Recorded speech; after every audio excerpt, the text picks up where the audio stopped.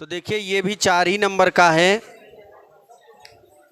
गतिमान आवेश एवं चुंबकत्व। इसमें सबसे पहले गतिमान आवेश है और फिर चुंबकत्व। इसके पहले वाले चैप्टर में आवेश चल रहे थे, आवेश के कारण धारा चल रही थी, तो आवेशों के बारे में अच्छे समझे हैं। थोड़ा हम पहले चुंबक के बारे में अच्छे समझ लेते हैं, फिर आगे बढ़ते हैं, है ना। ध्यान देना, आज से लगभग 470 वर्ष पहले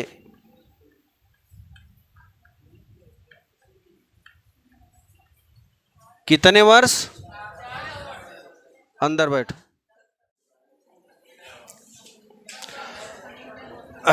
ध्यान समझना, बात बिल्कुल नहीं करेंगे हम लोग। पूरा चुंबक के बारे में अच्छे तरीके से समझेंगे। चुंबक कहाँ से आया, चुंबक कैसे बना, चुंबक किससे बनेगा, और चुंबक को अगर हम स्वतंत्रता पूर्वक लटका दें तो वो उत्तर दक्षिण दिशा में ही क्यों ठहरता है, उसका रीजन क्या है। तो विद्युत इसके बारे में हम लोग चर्चा करते हैं। देखिए ये चैप्टर 4 है गतिमान आवेश एवं चुंबकत्व। तो सबसे पहले हम चुंबकत्व के बारे में जानेंगे, चुंबक के बारे में, और फिर हम गतिमान आवेश के बारे में जानते हैं। देखिए मैंने यहाँ से शुरू किया। अभी आज से लगभग 470 वर्ष पहले एशिया माइनर में स्थित, ध्यान देना, एशिया माइनर, ये कहाँ पे है भाई? ये है मैग्नीसिया। जरा ध्यान देना, मैग्नीसिया एक स्थान है। मैग्नीसिया का वर्तमान में नाम क्या है? इसका वर्तमान में नाम क्या है? इसका वर्तमान में नाम है मनीषा। क्या है? मनीषा। जैसे अभी योगी जी नाम पलट पलट के सब अदला बदली कर रहे हैं कि नहीं, ऐसे इसका पहले नाम ये था 470 वर्ष पहले, लेकिन बाद में बदल कर क्या कर दिया गया? मनीषा। ध्यान देना, है अपने एशिया में ही। एशिया में कई देश आते हैं, जैसे हमारे भारत में कोयले की खान में चुंबक पाया जाता है, जिसे हम प्राकृतिक चुंबक के नाम से जानते हैं। और वो प्राकृतिक चुंबक कोबाल्ट का या निकिल का या लोहा का बना होता है। सब लोग जानते हैं चुंबक किसका बनता है? कोबाल्ट, निकिल, लोहा, धातुएं यानी मिश्र धातुओं से मिलकर एक चुंबक का निर्माण होता है।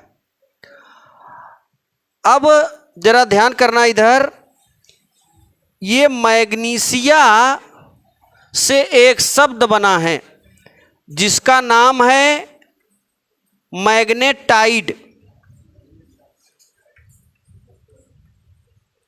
क्या है? मैग्नेटाइड। और मैग्नेटाइड से क्या बना है भाई?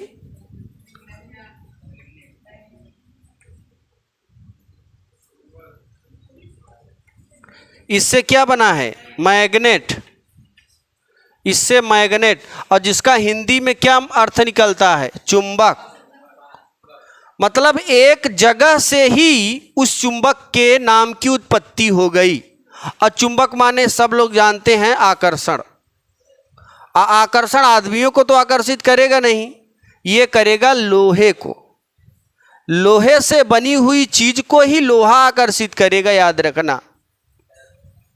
चुंबक निकिल का बना होता है, कोबाल्ट का बना होता है, लोहे का बना होता है, यानी मिश्र धातुओं को मिलाकर चुंबक बनता है।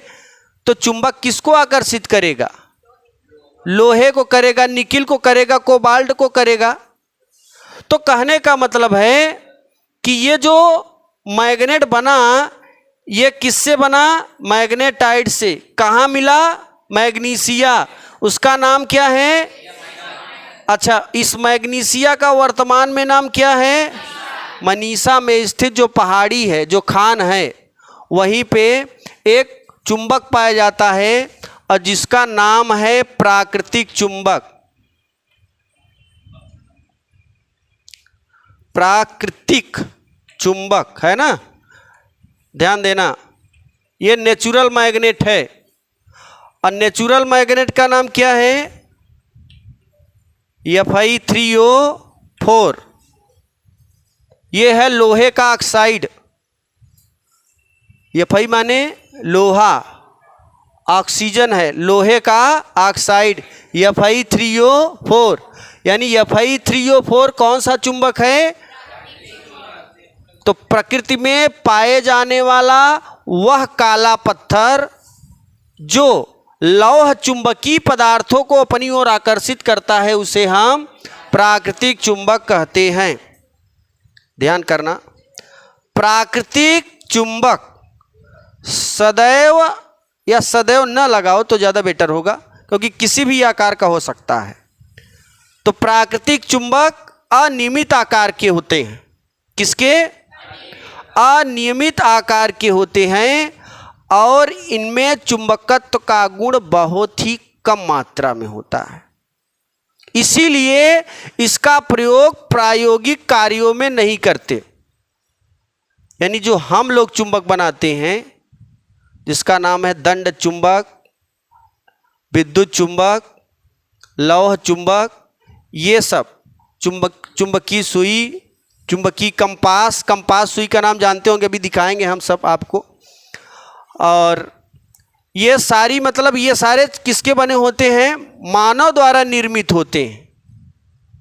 तो एक तो आदमी बनाता है खुद, जिसकी क्वालिटी अच्छी होती है, लेकिन जो प्रकृति में पाया जाता है, किताबें हमारी कहती हैं प्रकृति में पाए जाने वाले चुंबक का चुंबकत्व गुण बहुत ही कम होता है, अत्यंत। इसीलिए उसका प्रयोग प्रायोगिक कार्यों में नहीं किया जाता। अर्थात मोबाइल में जहां पर भी ध्वनि निकलेगी, जिस इलेक्ट्रिसिटी से ध्वनि निकलेगी, वहां पे चुंबक का प्रयोग जरूर होता है, याद रखना। अभी तुम अपने मोबाइल में जहां से स्पीकर लगा होगा वहां पे चुंबक जरूर है, याद रखना। क्या है? चुंबक। तो कहने का मतलब है, इसीलिए हम लोग प्राकृतिक चुंबक का प्रयोग प्रायोगिक कार्यों में, अपने प्रयोगों में इसलिए नहीं लेते क्योंकि उसमें चुंबकत्व का गुण बहुत कम होता है। तो फिर समझिए इसकी डिफिनीशन, हालांकि आएगा नहीं फिर भी लिखेंगे हम लोग। प्रकृति में पाए जाने वाला वह काला पत्थर जो लौह चुंबकीय पदार्थ, लौह माने लोहे की बनी चीज़ों को, लौह चुंबकीय पदार्थों को अपनी ओर आकर्षित करता है, उसे हम प्राकृतिक चुंबक कहते हैं। क्या नाम है? Fe3O4। कहाँ पाया जाता है? एशिया माइनर और मैग्नीशिया में स्थित। उसका नाम क्या पड़ गया? जैसे इलाहाबाद का नाम प्रयागराज पड़ गया, ऐसे मैग्नीशिया का नाम मनीषा में। मनीषा में क्या पाया जाता था? मैग्नेटाइड। मैग्नेटाइड का दूसरा नाम मैग्नेट। अंग्रेजी में मैग्नेट और हिंदी में चुंबक। पीछे वाले बात ना करें, नहीं आई फ्लू हो जाएगा। अब देखिए जरा, एक है कृत्रिम चुंबक। ये कृत्रिम चुंबक क्या होता है भाई? मानव द्वारा निर्मित, यानी मनुष्य जो बनाता है, तो मानव द्वारा निर्मित चुंबक को कृत्रिम चुंबक कहते हैं। जैसे एग्जाम्पल में दंड चुंबक, दंड चुंबक। दूसरा नाल चुंबक, तीसरा विद्युत चुंबक, और क्या बोल सकते हैं,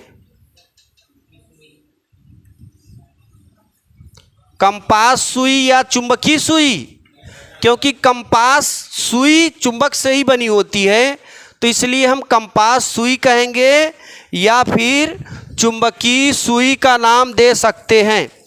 अभी इसके बारे में हम लोग प्रयोग भी करेंगे काफ़ी अच्छे से। जो चीज़ें हम यहाँ बताएंगे वो सब प्रयोग, सारी इलेक्ट्रिसिटी हमारे पास है और हम लोग प्रयोग भी करेंगे। ज़रा ध्यान देना, ये है, ये कंपास सुई है ना, ये जो आपको दिख रही है, इसमें ये सुई है, देख रहे हो ना, दिखाई पड़ रहा है। ये अगर ऐसे रख देंगे तो इसका नियम है कि इसका उत्तरी ध्रुव उत्तर की ओर, दक्षिणी ध्रुव ठहरेगा। क्यों, रीजन बताओ, आगे बताएंगे हम। देखो अभी इसमें हम इलेक्ट्रिसिटी दौड़ाएंगे, कंपास सुई को इसके ऊपर रखेंगे तो इसमें विचलन होगा, दाईं ओर क्यों होगा, बाईं ओर क्यों होगा, विक्षेप क्यों होगा, सारा रीजन। दूसरी चीज, इस कंपास सुई के पास देखो, ऐसे हम कर दिए ना, अभी ये दंड चुंबक है, यहां पे देखो, इस दंड चुंबक में साउथ पोल नॉर्थ पोल है ना, इसके पास में ले जाओगे, देखो यह दे मुड़ रहे हैं ना, मुड़ रहा है, ये दूर ले जाएंगे तो इस तरीके से घटनाएं घट रही हैं हमारे पास। जरा ध्यान दें, देखो चल रही है ना, हटा लो। अभी इसमें यहाँ पे पहले समझाते हैं फिर प्रैक्टिकल करके दिखाते हैं। और देखिए ये कंपास सुई है, मार्केट में 20-25 रुपए का मिलेगा, यहाँ नहीं मिलेगा जहाँ प्रयोग वाले सामान। और हमारे पास इससे छोटी भी कंपास सुई है, ये दूठे, ये है, इसमें भी सुई है ना, ये पारदर्शी नहीं है, ये भी सुई चलती है एकदम करेक्ट करेक्ट। चलिए आगे बढ़ते हैं। अब जरा ध्यान करना इधर, पहले चुंबक के बारे में अच्छे समझते हैं फिर उसके प्रैक्टिकल को करेंगे। देखिए मैंने कहा दंड चुंबक डंडे के तरीके से होता है, इस तरीके से जैसे हमारा ये डंडा है ना, ऐसे ही दंड चुंबक है।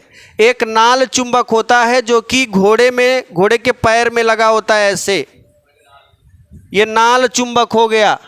दंड चुंबक, नाल चुंबक, विद्युत के द्वारा जो चुंबक बनाया जाता है, कैसे बनाते हैं, यदि किसी लोहे को उत्तर दक्षिण दिशा में, ध्यान करना, यदि किसी लोहे को उत्तर दक्षिण दिशा में रखकर उसको इलेक्ट्रिसिटी से जोड़ दें तो कुछ घंटे बाद वो जो क्षण है चुंबक बन जाएगा।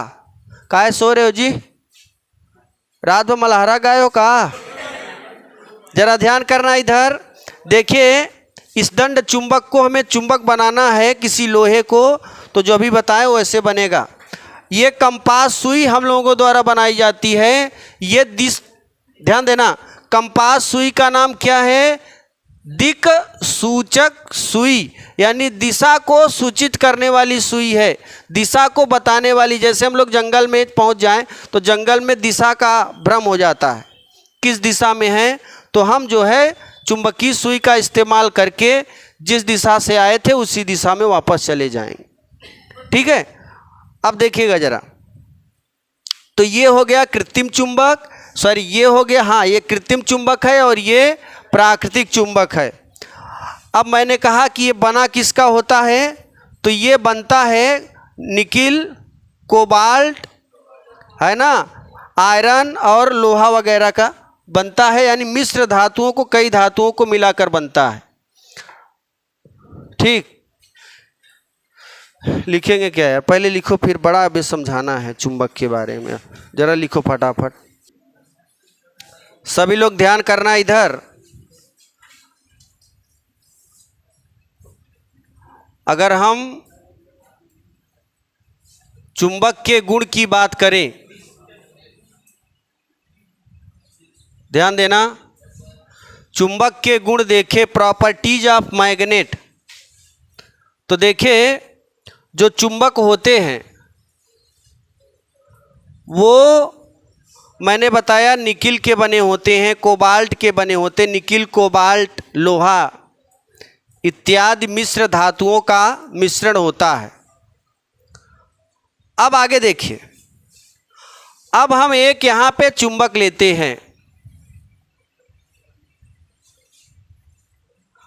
और चुंबक में दो ध्रुव होते हैं, नॉर्थ एंड साउथ। नॉर्थ माने क्या होता है?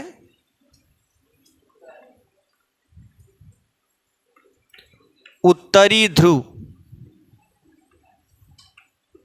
This is a north pole and this is a south pole. और बात ना करो, बाहर निकलो, चलो, बोलो ना बिना मतलब के। ये है दक्षिणी ध्रुव, जिसको बात करना होगा बाहर निकल जाए। ये है साउथ पोल, दक्षिणी ध्रुव, उत्तरी ध्रुव, दक्षिणी ध्रुव। अब मजेदार बात यह है कि जो उत्तरी ध्रुव है वो धन आवेश का काम करता है,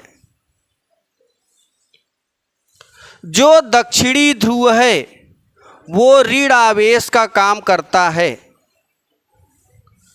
जो है नॉर्थ पोल एनपी उत्तरी ध्रुव, वो धन आवेश है, इसका और नाम है एनोड। क्या है? एनोड। सेल में एनोड की ओर कौन आता है? ये धन है ना, धन की ओर कौन आता है? ऋण।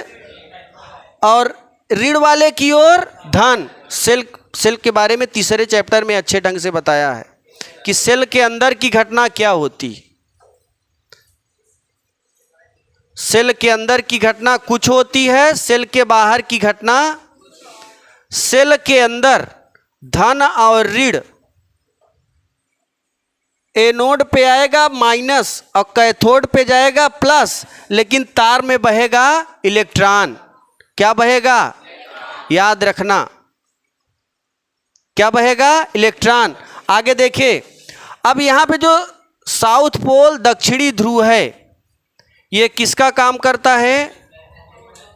कैथोड का काम। ये कैथोड का काम करेगा। यानी अगर एक सेल ले ले हम, एक सेल ये है धनात्मक और ये है ऋणात्मक। सेल वाला जो सिरा है धन है ना, ये कौन सा पोल बताएगा? नॉर्थ। और ऋण का ये वाला पोल साउथ। दिमाग में सेटअप कर लेना, अगर कहीं पर हमें नॉर्थ पोल दिखे तो समझ लेना उस पर कौन सा आवेश है? प्लस। अगर वो साउथ पोल दिखे तो कौन सा आवेश? माइनस। बात आती है आवेश में, आपने पढ़ा था अगर दो सजातीय आवेशों को एक दूसरे के निकट ले आए तो इसमें होगा प्रतिकर्षण। क्या होता है? प्रतिकर्षण। क्या होगा? अगर दो निगेटिव चार्ज को एक दूसरे के पास में ले आए तब भी होगा प्रतिकर्षण। लेकिन अगर एक निगेटिव कर दे एक, तो इसमें क्या होगा? आकर्षण बल लगेगा। कौन सा बल? आकर्षण। जरा ध्यान करना, यहां पे देखिए, एक पॉजिटिव को प्रतिकर्षित करेगा और एक निगेटिव एक पॉजिटिव को आकर्षित करेगा। एक नॉर्थ यानी धन, एक साउथ यानी ऋण। ये नॉर्थ ये साउथ को क्या करेगा? आकर्षित। यानी प्लस माइनस को जिस तरीके से आकर्षित करता है उसी तरीके से नॉर्थ साउथ को क्या करेगा? आकर्षित। दूसरी बात, अगर हम दो नॉर्थ पोल ले आए, कौन सा पोल? North pole. देखिए उधर इरेज कर देते हैं।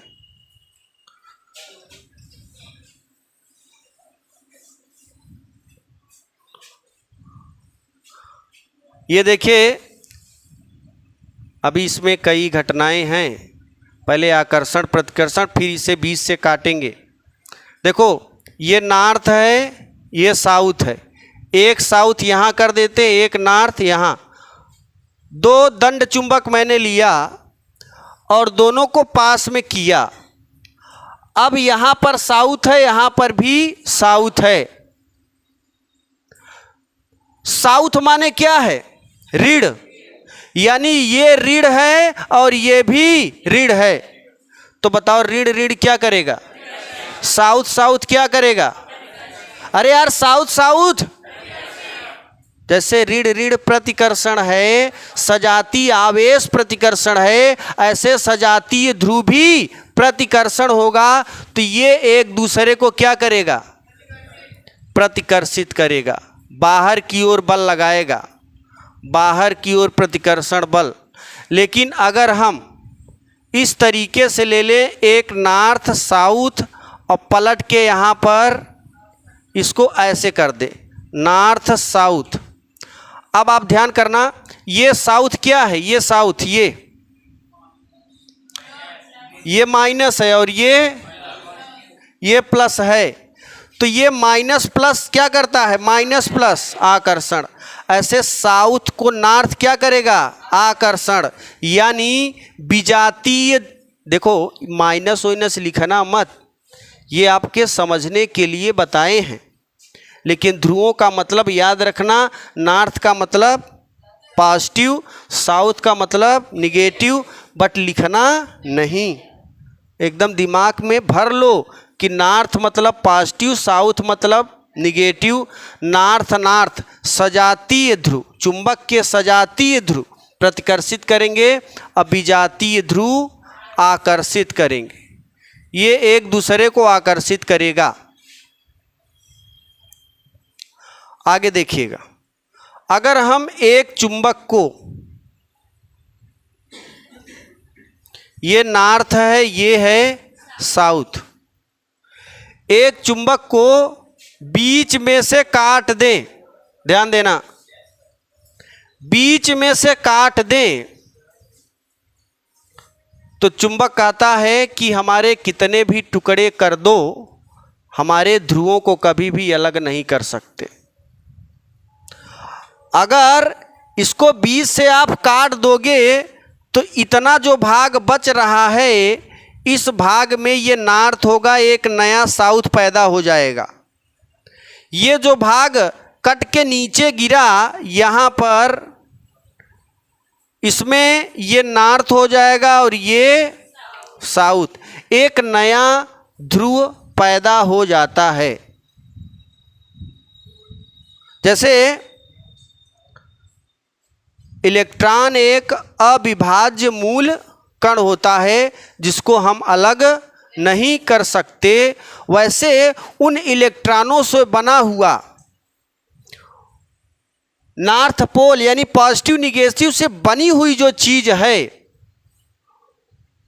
चुंबक, और उसमें उपस्थित दो ध्रुव है नॉर्थ और साउथ, उनके ध्रुवों को कभी भी अलग नहीं कर सकते।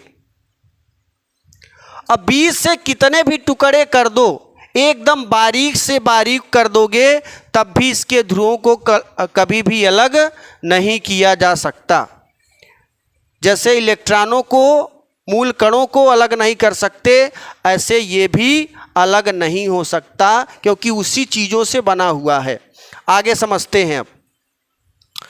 अब देखिए इसका जो पहला गुण, पहले गुण की लेते हैं। अब अगर हम पहले गुण की बात करें, गुण नंबर एक कहता है कि चुंबक लौह चुंबकीय पदार्थों को अपनी ओर आकर्षित करता है।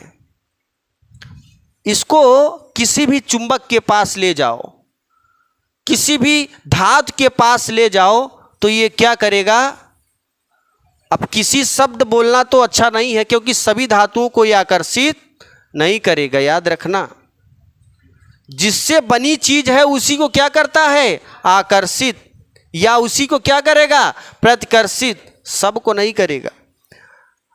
तो कहने का मतलब है, यदि किसी चुंबक को लौह चुंबकीय पदार्थों के पास ले जाते हैं तो उसमें आकर्षण या प्रतिकर्षण का गुण पाया जाता है। दूसरा नंबर देखो, अब दूसरे नंबर मजेदार चीज आ गया। यदि किसी चुंबक को बीच से काट दिया जाए या किसी चुंबक को आधा कर दिया जाए तो उनके ध्रुव आपस में अलग नहीं होते हैं। तीसरा नंबर देखिए, तीसरा नंबर पहले थोड़ा बड़ा है, इसी को चेक कर लेते हैं। यदि किसी चुंबक को स्वतंत्रता पूर्वक लटका दिया जाए तो उसका उत्तरी ध्रुव उत्तर की ओर और दक्षिणी ध्रुव दक्षिण की ओर ठहरता है। अब ये क्यों ठहरता है, इसका मेन रीजन समझाते हैं, जरा ध्यान देना। देखो, हमारी जो पृथ्वी है वो 3 परतों से मिलकर बनी होती है। देखिए, एक हो गया, 2 और ये 3। ये इसका नाम है क्रिस्ट, इसका नाम है मेंटल, और ये क्या है, कोर। अब चोर मत बोल देना क्योंकि सबसे भीतर है ये। आगे देखिए, इस कोर के अंदर होता है निकिल, कोबाल्ट, लोहा, ढेर सारे पदार्थ। हमारी पृथ्वी गोल है, गेंद के आकार की है। गेंद के मध्य में निकिल, कोबाल्ट मतलब ढेर सारी मिश्र धातुएं पिघली हुई अवस्था में और हजारों डिग्री सेंटीग्रेड पर उबल रही हैं। क्या हो रही है, उबल रही है। अब देखिए, ये केंद्र के अंदर, पृथ्वी के अंदर हजारों डिग्री सेंटीग्रेड पर, यानी लोहा गर्म होगा तो लाल नहीं होगा, टेम्परेचर इतना ज़्यादा है कि वो उबल रहा है जैसे पानी उबलता है। ऐसे ये निकिल, कोबाल्ट, लोहा उस केंद्र के अंदर उबल रहे हैं, जिसके कारण ध्यान देना, जब कोई उबलता है तो यहाँ पर जाके इस पृष्ठ से जब टकराएगा तो ऐसे जाके लड़ेगा, फिर ऐसे आएगा। इस तरीके से वृत्ताकार पथ पर ये निकिल, कोबाल्ट बहुत बड़ी दूरी में, बहुत बड़ा रेंज में घूम रहा है।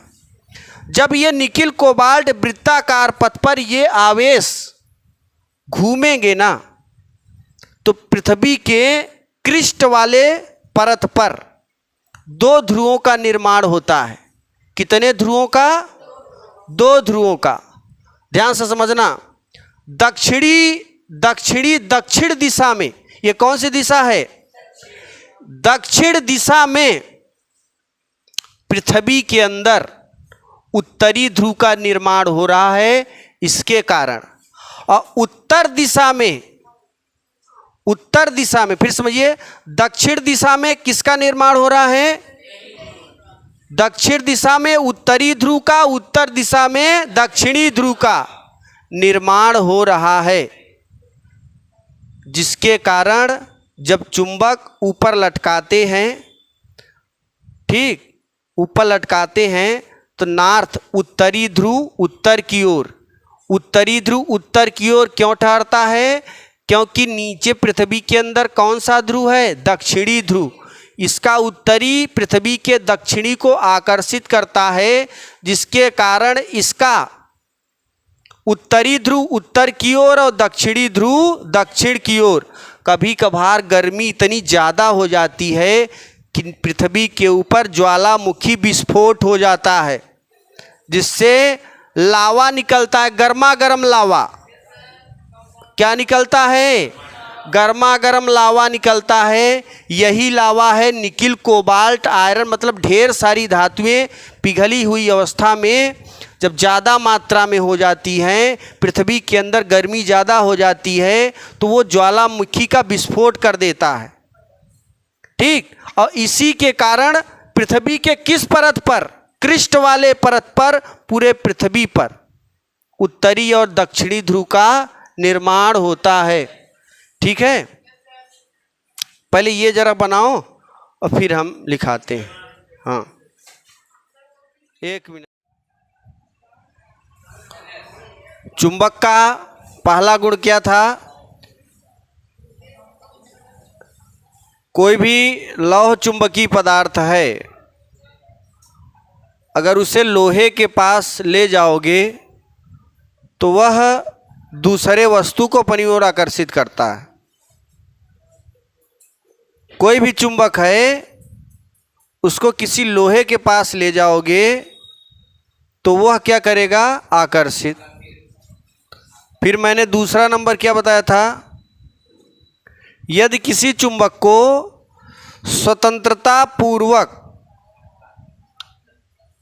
हवा में लटका दिया जाए तो उसका उत्तरी ध्रुव उत्तर की ओर और दक्षिणी ध्रुव दक्षिण की ओर ठहरता है। क्यों ठहरता है ये भी मैंने बता दिया है। दूसरी चीज,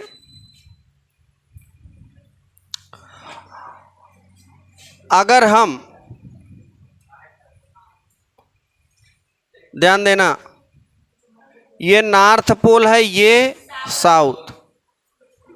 फिर मैंने तीसरा नंबर बताया था कि चुंबक के ध्रुवों को कभी भी अलग नहीं किया जा सकता। आप बीच से काटोगे तो यहाँ नॉर्थ है, यहाँ साउथ है, फिर से एक नॉर्थ साउथ तैयार हो जाएगा। ठीक है, जैसे ये दंड चुंबक है, ध्यान देना, ये दंड डंडे की तरीके से चुंबक है। जैसे उस दिन मैंने एक चुंबक दिखाया था आपको, है ना, ये है दंड चुंबक, ये है, ये दंड चुंबक है। अगर इसे बीच में से हम स्वतंत्रता पूर्वक लटका दें तो इसका उत्तरी ध्रुव उत्तर की ओर और दक्षिणी ध्रुव दक्षिण की ओर ठहरता है अपने आप ही। अब इसमें तो सेंटर बना नहीं किधर से लटकाएं, लेकिन आपको प्रैक्टिकली हम एक चुंबक लाएंगे और उसे लटका के दिखाएंगे और देखना उसका उत्तरी ध्रुव उत्तर की ओर और दक्षिणी ध्रुव दक्षिण की ओर ठहरेगा। फिर मैंने ये चुंबकीय सुई है, ये चुंबकीय सुई है, इसे ना तुम चाहे जिधर घुमाओ, इसका जो उत्तरी ध्रुव है उत्तर की ओर है, रहेगा ही रहेगा। उत्तरी ध्रुव उत्तर की ओर क्यों ठहरेगा? क्योंकि पृथ्वी के अंदर उत्तर की ओर दक्षिणी ध्रुव पहले से है। उस दिन की क्लास में आए थे कि नहीं? पृथ्वी के अंदर नीचे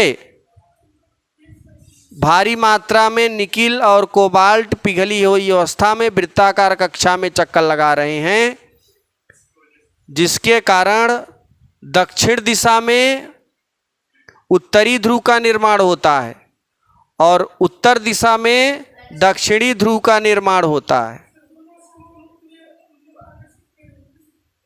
तभी तो आकर्षित करेगा। ध्यान देना, उत्तर दिशा में कौन सा ध्रुव है? दक्षिणी ध्रुव।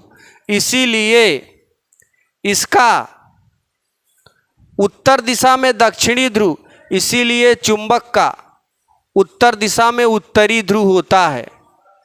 क्योंकि पृथ्वी के अंदर नीचे उत्तर दिशा में दक्षिणी ध्रुव है और इसे पृथ्वी के ऊपर जब आप लटकाओगे तो इसका उत्तरी ध्रुव उत्तर की ओर होगा और दक्षिणी ध्रुव दक्षिण की ओर। इसके उत्तरी ध्रुव को उत्तर दिशा में ठहरता है इसलिए क्योंकि इसके उत्तरी ध्रुव को पृथ्वी का दक्षिणी ध्रुव आकर्षित कर लेता है। इसके दक्षिणी ध्रुव को उत्तर दिशा में स्थित पृथ्वी का उत्तरी ध्रुव आकर्षित कर लेता है। इसी कारण इसको स्वतंत्रता पूर्वक लटकाओगे तो इसका उत्तरी ध्रुव उत्तर की ओर और दक्षिणी ध्रुव दक्षिण की ओर ठहरता है। अब आगे देखिएगा, अगर ये दंड चुंबक है, अगर ये दंड चुंबक है तो याद रखना इसका नॉर्थ पोल मान लेते हैं। अच्छा चलो, इसे हम स्वतंत्रता पूर्वक लटका दिए तो इसका उत्तरी ध्रुव उत्तर की ओर ठहरेगा और दक्षिणी ध्रुव दक्षिण की ओर। अब जरा ध्यान देना, अगर इसे हम बीच से काट देंगे ना तो इसका तो दक्षिणी ध्रुव दक्षिण की ओर है, बीच से काट देंगे फिर यहाँ उत्तरी ध्रुव का निर्माण हो जाएगा। जैसे उस दिन हमने क्या करा था, बीच से काटा था तो इस चुंबक का ये नॉर्थ पोल था ही, एक और साउथ पोल बन गया। ये कटकर जब नीचे गिरा तो इधर का साउथ पोल था ही, इधर नॉर्थ पोल आ गया। अब आगे समझते हैं। ये तो तीसरा नंबर मैंने बताया कि चुंबक के ध्रुवों को कभी भी अलग नहीं किया जा सकता। फिर आगे देखो, अगर हम कोई चुंबक ले लें, कोई भी चुंबक ले लें, एक फिर से यहाँ चुंबक बनाते हैं, मैग्नेट, नॉर्थ पोल और साउथ पोल। गुण नंबर 4, ध्रुवों के बीच में, ध्यान देना, चुंबकत्व का गुण शून्य होता है। ये दंड चुंबक है। अगर मध्य में हम कोई भी चीज लाएं तो उसको ना तो आकर्षित करेगा ना ही प्रतिकर्षित करेगा, क्योंकि दो ध्रुवों के मध्य में चुंबकत्व का गुण शून्य होता है। ध्रुवों के पास में, नजदीक में चुंबकत्व का गुण अधिक होता है। ध्रुव से दूर, जैसे ये नॉर्थ पोल है, ये समझिएगा, ये नॉर्थ है, ये साउथ है। अगर हम नॉर्थ की ओर कोई वस्तु, लौह चुंबकीय पदार्थ, लोहा रखें तो इधर आकर्षित करेगा। लेकिन इससे अगर हम जैसे जैसे दूर जाएंगे वैसे वैसे चुंबकत्व का मान घटता जाता है। तो याद रखना, ध्रुवों के समीप में चुंबकत्व का गुण अधिक होता है, ध्रुवों से दूर जाने पर चुंबकत्व का गुण कम होने लगता है, और मध्य में चुंबकत्व का गुण शून्य होता है। तो किसी चुंबक के अगर मध्य में बात करा जाए यहाँ पे, तो चुंबकत्व का गुण शून्य होगा। इस चीज को याद रखना, ठीक है। आगे देखो,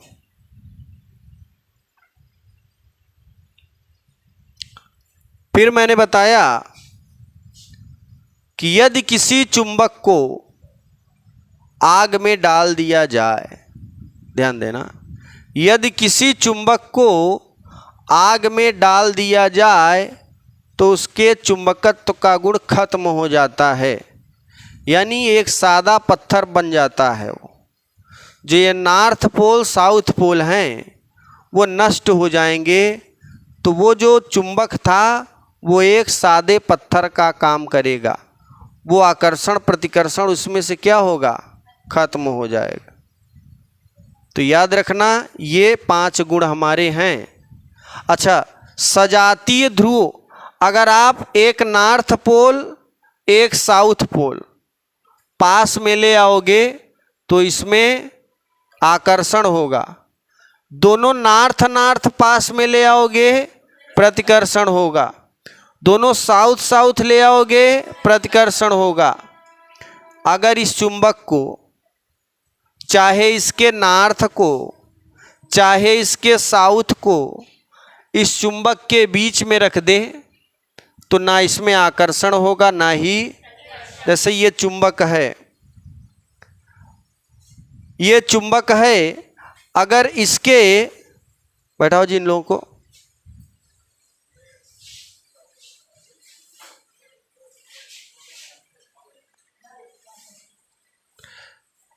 चलिए देखिए हमने क्या बोला, अभी फिर से एक बार थोड़ा फास्ट समझते हैं। हमने कहा ये कि चुंबक के मध्य में चुंबकत्व का गुण शून्य होता है। जैसे ये नॉर्थ पोल है, ये साउथ पोल है, इसके मध्य में चुंबकत्व का गुण शून्य होता है। और ध्रुवों के पास में जाओगे तो चुंबकत्व का मान बढ़ेगा, ध्रुवों से दूर जाओगे चुंबकत्व का मान बढ़ेगा, लेकिन चुंबक के मध्य में चुंबकत्व का गुण शून्य होगा। ये दंड चुंबक है, यहाँ पे चुंबकत्व का मान क्या है, शून्य। अच्छा, यहाँ साउथ पोल है, suppose that this is a south pole and this is a north pole. अब अभी मैंने कहा कि किसी भी चुंबक के मध्य में चुंबकत्व का गुण शून्य होता है। इसके साउथ पोल को इसके नॉर्थ पोल की ओर ले जाएं तो आकर्षण होगा कि प्रतिकर्षण, आकर्षण। इसके साउथ पोल के पास ले जाएं तो प्रतिकर्षण होगा, क्योंकि विजातीय ध्रुवों में विजातीय ध्रुवों में आकर्षण और सजातीय ध्रुवों में प्रतिकर्षण। एक होता है उत्तरी ध्रुव, एक होता है दक्षिणी ध्रुव। उत्तरी माने नॉर्थ पोल है ना, उत्तरी माने, और उत्तरी में क्या होता है, और साउथ में ये एनोड है, ये कैथोड, ये है पॉजिटिव, ये है निगेटिव। अब देखो, आप जानते हैं कि अगर दो समान आवेश ले आओगे प्रतिकर्षण होगा, दो विपरीत आवेश ले आओगे आकर्षण होगा। वैसे ही एक साउथ के पास जाएगा प्रतिकर्षण, एक साउथ नॉर्थ के पास जाएगा आकर्षण। अब जरा ध्यान देना, अभी मैंने क्या बोला, दोनों ध्रुवों के मध्य में चुंबकत्व का गुण शून्य है। अगर इसके साउथ को मध्य में लाएंगे तो क्या होगा बताओ। इसके साउथ पोल को अगर नॉर्थ और साउथ के बीच में लाएं तो क्या होगा, ना आकर्षण होगा ना ही प्रतिकर्षण होगा। बात समझ में आई, क्योंकि दो ध्रुवों के मध्य में चुंबकत्व का गुण शून्य है। अब यहाँ पे कोई पोल है नहीं, एक पोल जाके करेगा का, जब डबल पोल रहेंगे तब तो आकर्षण होगा या प्रतिकर्षण होगा। तो गुण ये कहता है कि दो ध्रुवों के मध्य में चुंबकत्व का गुण शून्य है, और एक नॉर्थ या साउथ को इसके मध्य में ले जाओगे तो आकर्षण नहीं होगा, प्रतिकर्षण। अच्छा ये चलो, ये दंड चुंबक है, इधर साउथ है इधर नॉर्थ, बीच में चुंबकत्व का गुण शून्य। अब ये बीच वाला ले जाए तो क्या होगा, ना ही आकर्षण होगा ना ही, ये बीच वाला नॉर्थ के पास ले जाएंगे कुछ नहीं होगा, साउथ के पास ले जाएंगे, लेकिन जैसे ही एक रत्ती आगे पीछे होगे ना तो उसका पोल मिलना चालू हो जाएगा, और वो या तो आकर्षण करेगा या ही प्रतिकर्षण करेगा। ठीक है। और मैंने लास्ट में क्या बताया था, यदि किसी चुंबक को आग में डाल दिया जाए तो चुंबक का अस्तित्व खत्म हो जाता है, ना तो उसमें उत्तरी ध्रुव रहेगा ना ही दक्षिणी ध्रुव रहेगा, याद रखना। लिखिए सभी लोग चुंबक के गुण में। चले देखिएगा, वैद्युत धारा का चुंबकीय प्रभाव। एक होता है वैद्युत धारा का ऊष्मीय प्रभाव, पहले हम लोग समझते हैं उसके बाद फिर आगे बढ़ें। देखिए ये वैद्युत धारा का ऊष्मीय प्रभाव क्या होता है भाई, शब्द से ही पता चल रहा है कि पहले हम वैद्युत धारा का ऊष्मीय प्रभाव समझते हैं। वैद्युत धारा बहेगी, ऊष्मा निकलेगी। जैसे हीटर क्या है, वैद्युत धारा उसमें बहता है, फिर उसमें से क्या निकलता है, ऊष्मा, ऊष्मीय ऊर्जा निकलती है कि नहीं। तो आप नीचे खाना वाना ऊपर कुकर सुकर रख देते हो तो धड़ाधड़ खाना बनने लगता है। तो विद्युत के द्वारा ऊष्मा निकल रही है, तो विद्युत धारा का ऊष्मीय प्रभाव, मतलब जब किसी तार में विद्युत धारा प्रवाहित होती है तो तार गर्म हो जाता है। इस घटना को विद्युत धारा का ऊष्मीय प्रभाव कहते हैं। क्या कहते हैं, जब किसी तार में, अब किसी तार मतलब हीटर में क्या प्रवाहित हो रही है, जब किसी तार में विद्युत धारा प्रवाहित होती है तो तार गर्म हो जाता है। तो इस घटना को विद्युत धारा का ऊष्मीय प्रभाव कहते हैं। खैर वो तो ऊष्मा वाला है। यहाँ देखो चुंबकीय प्रभाव, अब इसमें इस तार में भी विद्युत धारा प्रवाहित करेंगे। तो जब किसी तार में विद्युत धारा प्रवाहित होती है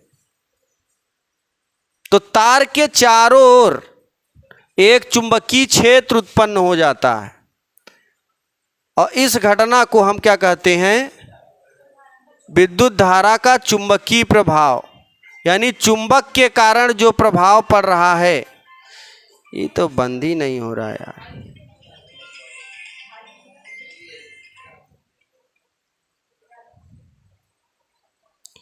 ये लोग ऑनलाइन वाले स्टूडेंट जो है काफ़ी परेशान कर दे रहे हैं।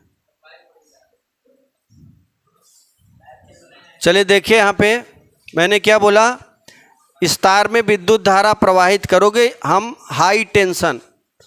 देखो दो टेंशन होता है, एक लो टेंशन एक हाई टेंशन। अब आपके भी अंदर दो टेंशन, एक लो टेंशन में तो आप कुछ बोलते नहीं, हाई टेंशन में इसमें हम दीन दुखी निबलो बिकलो वाला है ये, कोई बोल दे तो चुप हो जाते हो। और इसमें अगर शायद दिमाग पहले से गर्म है, अब बोल दिया तो ले फिर ले दनादन न्यूटन का तीसरा नियम है ना। तो कहने का मतलब ये है, ये जो लो टेंशन हाई टेंशन है, हम लोग करंट की बात कर रहे हैं, है ना। तो हमारे घरों में जो लाइट आती है, ध्यान देना, 220 वोल्ट ये जो लाइट होती है इसे हम एलटी लाइट बोलते हैं, लो टेंशन। और ये जो ट्रांसफार्मर में हमारे घरों में आता है, ये 11,000 वाला वोल्टेज, ये हाई टेंशन होता है, एसटी लाइट, ठीक है। एक तरीके से अगर देखो ध्यान समझना, एक तरीके से बात की जाए 220 वोल्ट के ऊपर वाली लाइट, मतलब आपके घर में अगर आप ट्यूबवेल वगैरह लगवाए हैं तो 440 आएगा, कैसे 40 भाई, 3 टे होता है, फेज 1 फेज 2 फेज 3, और ऊपर सबसे होता है न्यूट्रल, है ना। तो एक तार में 110 वोल्ट तो चारों तार में 440। आई देखो जो 5 हार्स पावर की मोटर आपके घर में होती है पानी देने वाली, वो एक न्यूट्रल और एक फेज से चलेगी, लेकिन 5 के ऊपर की जो मोटरें मार्केट मिलती हैं पानी निकालने वाली, 7.5 10 12, उनको फेज की ज़रूरत है, 3 फेज से चलेंगी, उसको न्यूट्रल की ज़रूरत, न्यूट्रल होती है हमारे घरों में लाइट जलाने के लिए, ठीक है। क्या जलाने के लिए? लाइट। तो फेज का काम होता है इधर से इलेक्ट्रॉन निकलना न्यूट्रल में प्रवेश करना, इधर से इलेक्ट्रॉन निकलना न्यूट्रल में प्रवेश करना, इस तरीके से चलते हैं, एक फेज एक न्यूट्रल। न्यूट्रल हम कहाँ से ले लेते हैं? अर्थ से भी हमें न्यूट्रल मिल जाता है। अगर हमारे पास एक फेज मिल जाए तो हम न्यूट्रल ज़मीन से लेके अपने बल्ब को जला सकते हैं, ठीक। लेकिन अगर केवल न्यूट्रल मिल जाए तो हम न्यूट्रल से कुछ काम नहीं कर सकते। आगे समझते हैं। तो ये जो लो टेंशन है, ये 440 वाला लो टेंशन और 11,000 वाला हाई टेंशन, हम इसमें हाई टेंशन लाइट प्रवाहित करा दिए। अभी लो टेंशन होता क्या है ना, कि हम जब टच करते हैं तभी हमें मारता है। घर में आप जो भी लाइट होती है, ये वाली, ये 220 वाली आपके घर में, जब तक तार को टच नहीं करोगे तब तक वो आपको धारा आपके अंदर प्रवाहित नहीं होगी। अच्छा, मारती कैसे है लाइट? जैसे हम चाहे न्यूट्रल को पकड़ लें चाहे फेज को पकड़ लें, अगर हम शक्तिमान बन जाएं, क्या बन जाएं, और जाके हवा में चारों तार में से कौनों तार पकड़ लो, तुम्हें लाइट नहीं मारेगी। एक तार पकड़ना, क्योंकि विद्युत धारा का नियम ये है कि जाने का और आने का रास्ता मिल गया तभी लाइट मारेगी। जैसे 2 तार हमने ट्रांसफार्मर से ले आया, ध्यान देना, 2 तार से ट्रांसफार्मर ले आया, एक तार हम ऐसे चप्पल पहन के एक तार पकड़ लें, कुछ नहीं करेगा, चाहे फेज वाला पकड़ लें चाहे न्यूट्रल वाला, लाइट मारने वाली।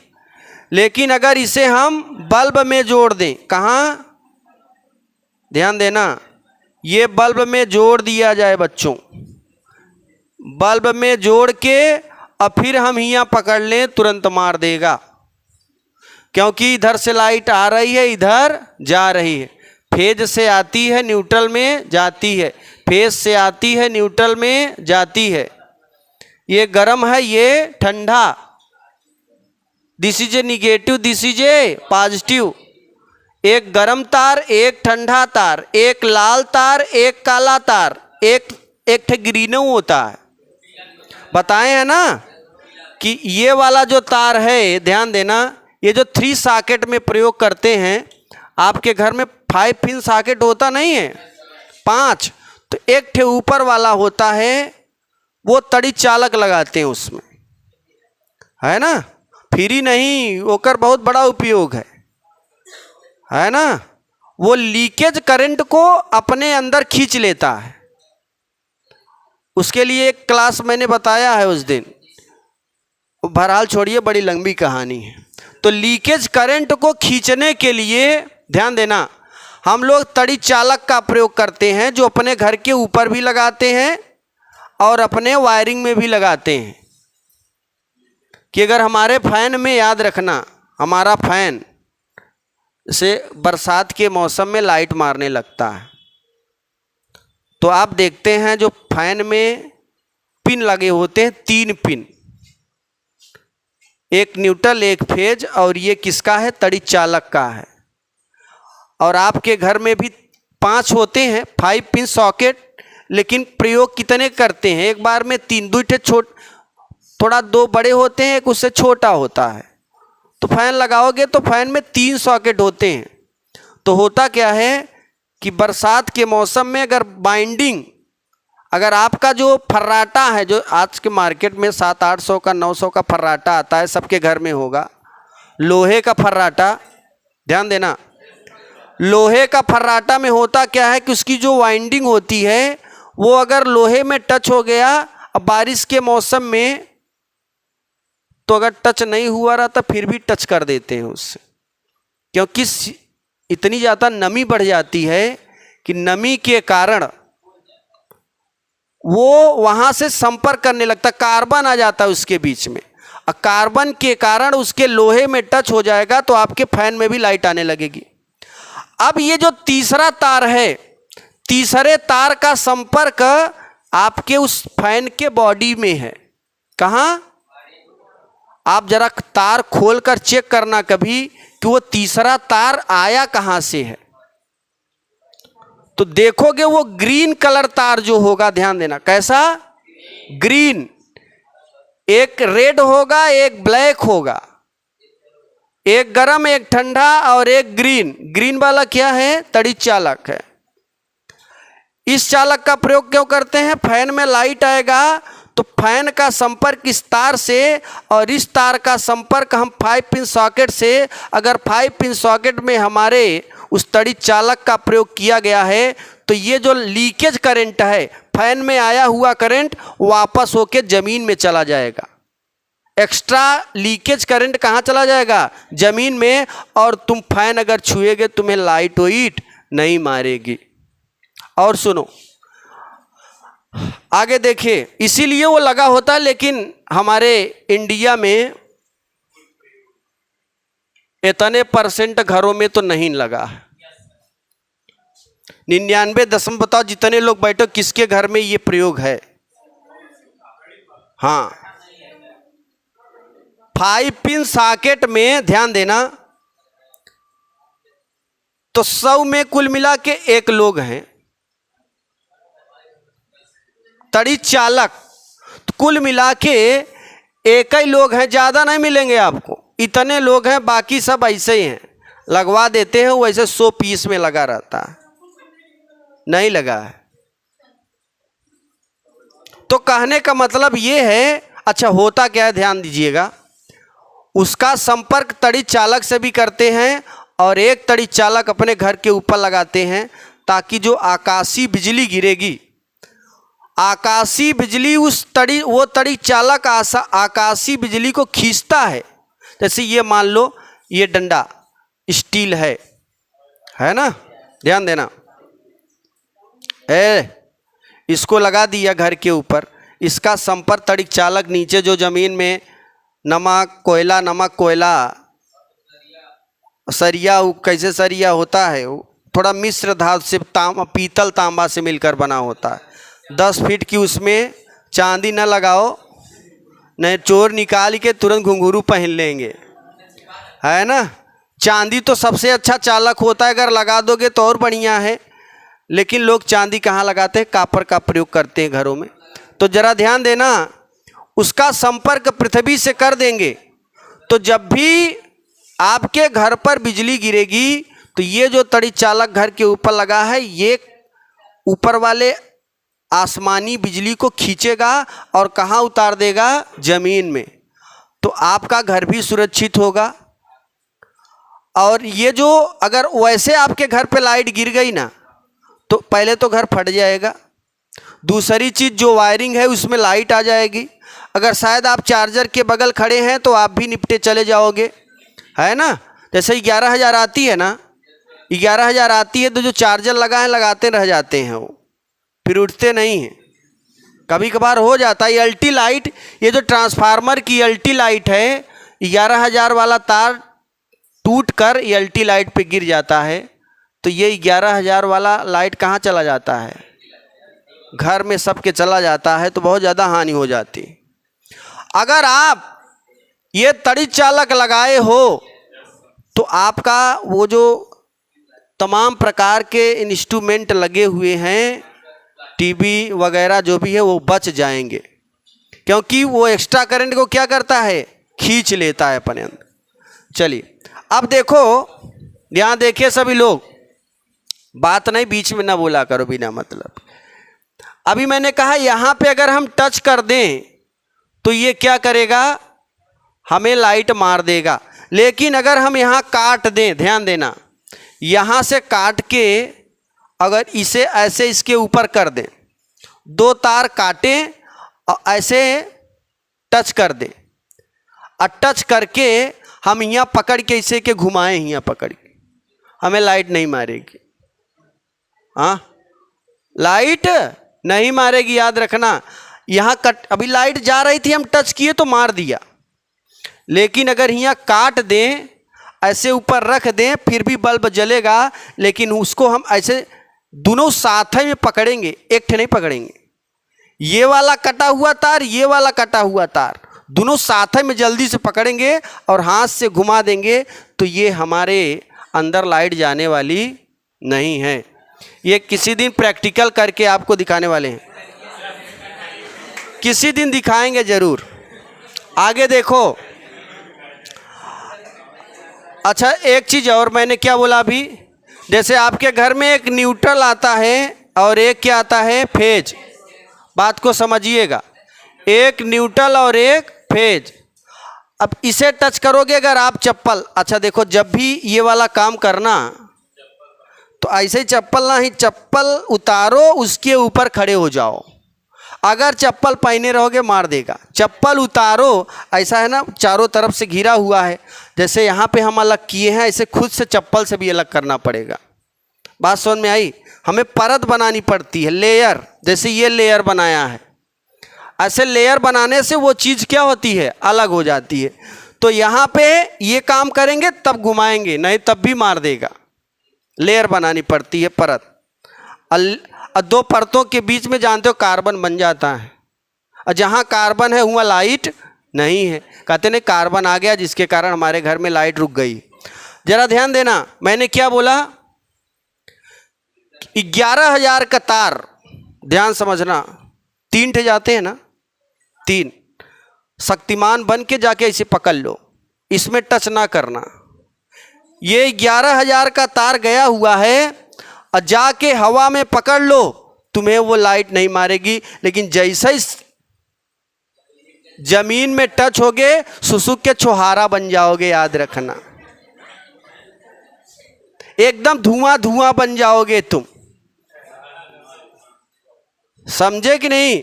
तो लेकिन अभी देखो, चिड़िया तो ऐसी मरती है ना, जितने कौवा है, चिड़ई है, सब बैठ जाते हैं, कभी मरते हैं क्या? कब ब्लास्ट करते हैं? उनका पैर तार पर, अब पंखा हो जाता है पोल में। ध्यान देना, ये पोल है, ये तार है, यहाँ बैठे, गलती से कभी कभार हो जाता है, पक्षियों जैसे आदमियों से गलती हो जाता है। जरा ध्यान देना, ये पक्षी यहाँ पे बैठी, अब पक्षी का ये पंखा यहाँ पे टच कर गया और यहाँ से ये है फेज। अब न्यूट्रल कहाँ से मिल गया? जमीन से। पोल जमीन से जुड़ा है तो आने और जाने का रास्ता मिल जाएगा, तभी लाइट मारेगी ब्लास्ट। दो तार आएंगे न्यूट्रल फेज, एक तार टच करोगे नहीं मारेगा, एक तार टच करोगे नहीं, आने जाने का दोनों मिलेगा तभी मारेगा। अच्छा ये तो छोड़ो, जो बड़े बड़े आवाज़ करते हैं टावर, उसमें भी जाके शक्तिमान बन के तुम पकड़ लो ऐसे, तब भी नहीं मारेगी लाइट। ये हमारे लाइट की खूबी होती।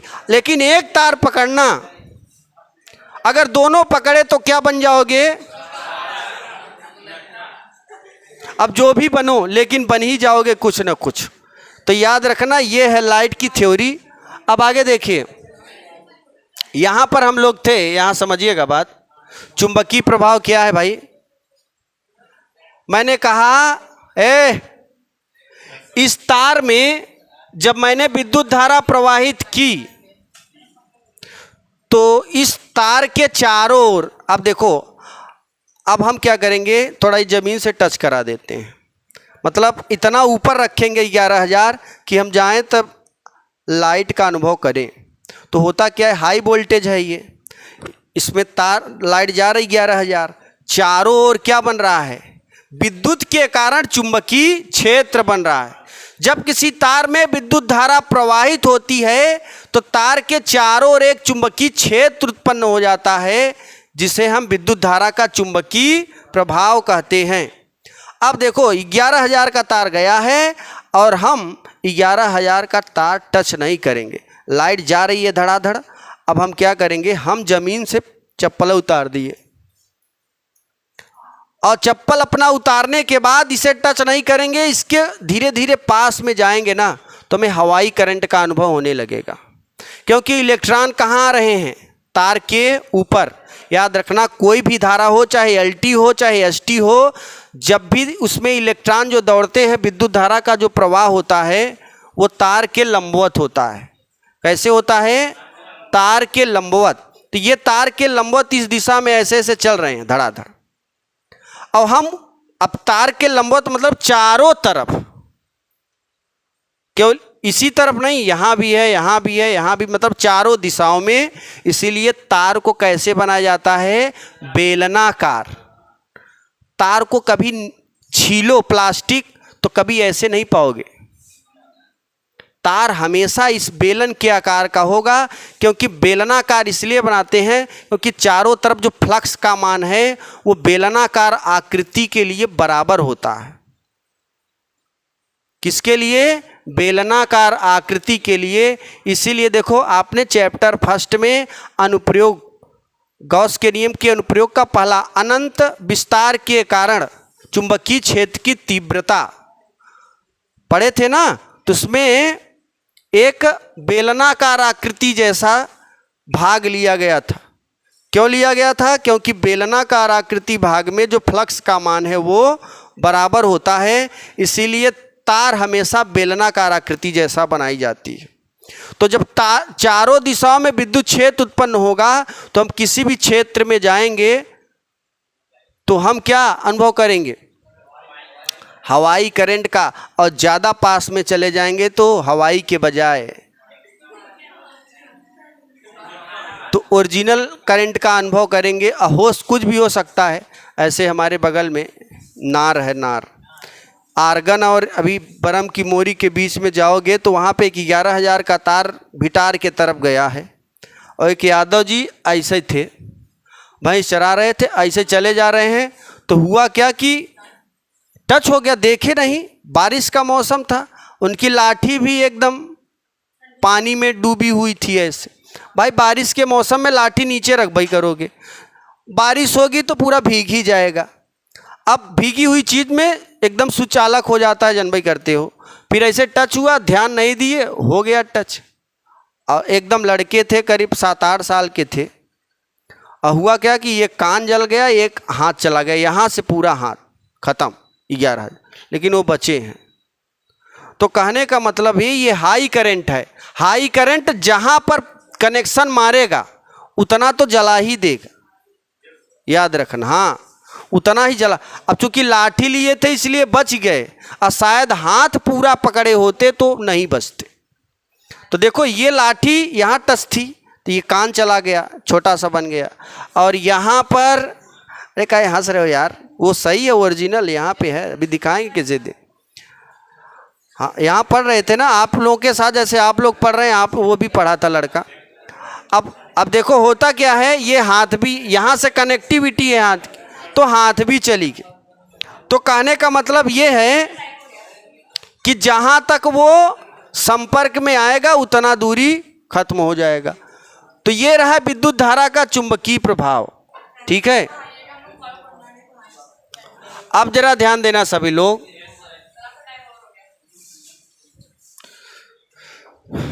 देखो एक है ओरस्टेड का प्रयोग।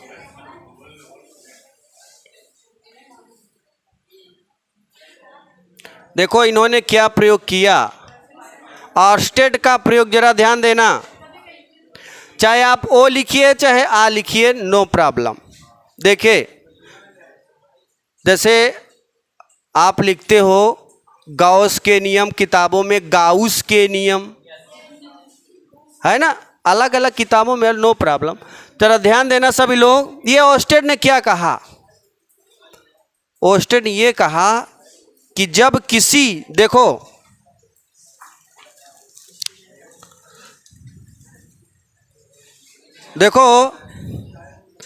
जब किसी तार में, जैसे ये देखो, ये तो दंड चुंबक है, इसको जेब में डालते हैं। यहाँ देखिए ये कंपास सुई है ना, कंपास सुई है, इसे हम दिक सूचक सुई भी कहते हैं। इसको हम किधर भी रखें तो इसका उत्तरी ध्रुव उत्तर की ओर होगा, दक्षिणी ध्रुव, इसी को लेकर लोग जंगल में जाते हैं, अगर भटक जाएंगे दिशा तो इसी से पता लगाते हैं। अब आगे समझिएगा, जब किसी तार में विद्युत धारा प्रवाहित होती है, हाँ अब करेगा तो है यही। ये बताओ बल्ब अभी यहाँ जला था तो साट ही तो कराए थे, क्यों? बल्ब जब जला था तो क्या कराए थे, साट। बिना साट कराए कुछ जलने वाला नहीं है, कुछ चलने वाला नहीं, क्योंकि जब तक सर्किट पूरा नहीं होगी तब तक चलेगा नहीं। बताओ बिना साट कराए कुछ होने वाला है क्या? लेकिन होता क्या है कि वो तार की रेजिस्टेंस के ऊपर डिपेंड करता है। अगर देखो तुम्हारे घर का जो तार लगा है, ये निम्न प्रतिरोध उच्च गलनांक का होता है। कौन सा तार होता है? निम्न प्रतिरोध उच्च गलनांक। हीटर में जो तार लगा होता है उच्च प्रतिरोध उच्च गलनांक, उसमें प्रतिरोध ज़्यादा होता है, जिसके कारण धारा रुक जाती है, जल्दी गलता नहीं है, इसी के कारण वो चमकता रहता है, लाल होकर, गुस्सा में लाल हो जाता है ना। अब फ्यूज तार काहे का बना होता है? उच्च प्रतिरोध निम्न गलनांक। फ्यूज तार याद रखना, कंपटीशन में पूछा जाता है, फ्यूज तार होता है उच्च प्रतिरोध निम्न गलनांक। उच्च प्रतिरोध का इसलिए बनाते हैं धारा रुकी रहती है, निम्न गलनांक का इसलिए बनाते हैं ताकि धारा कहीं शार्ट हो तुरंत ये गल जाए खट्टा से। तो फ्यूज तार क्या होता है? उच्च प्रतिरोध निम्न गलनांक। आगे समझते हैं। इस तार में विद्युत धारा प्रवाहित हो, देखो सेल लगा हुआ, तो जब किसी तार में विद्युत धारा प्रवाहित होती है तो तार के चारों ओर एक चुंबकीय क्षेत्र, अब चुंबकीय क्षेत्र उत्पन्न हो रहा है, यानी इसमें नॉर्थ साउथ दोनों पोल बन रहे हैं। देखो शॉर्ट कराए हैं, यहां थोड़ा हीट हो गया है। देखो जब किसी तार में, अरे अभी ऐसे समझो, जब किसी तार में विद्युत धारा प्रवाहित करके इस तार को किसी चुंबकीय सुई के ऊपर ले जाते हैं,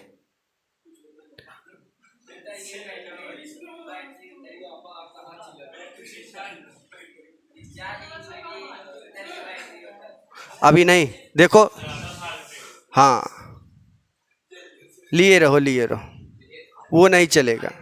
ये देखो यहाँ पे हीट हो गया,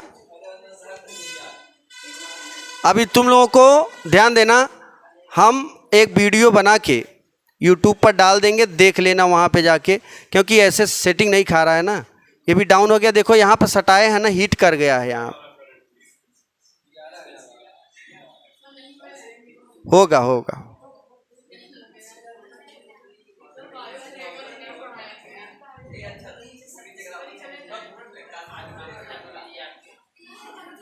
तो कहने का मतलब ये, ध्यान देना, जरा ध्यान समझना, वीडियो डालेंगे देख लेना सभी लोग। देखो जब इसके ऊपर जब किसी तार में विद्युत धारा प्रवाहित करा के उस तार को कंपास सुई या चुंबकीय सुई या दिक् सूचक सुई के ऊपर ले जाते हैं तो उसमें धारा पूरब की ओर प्रवाहित होती है। उसमें उसके सुई में विक्षेप होगा। कब? देखो एक रूल है स्नो का नियम। ये देखो पकड़ो कितना गर्म हो गया है, लो पकड़ो, अगल बगल पकड़ो, गर्म है कि नहीं? ये 60 हो गया है, ऐसा ना, इसका रेजिस्टेंस थोड़ा ज़्यादा है। हाँ देखो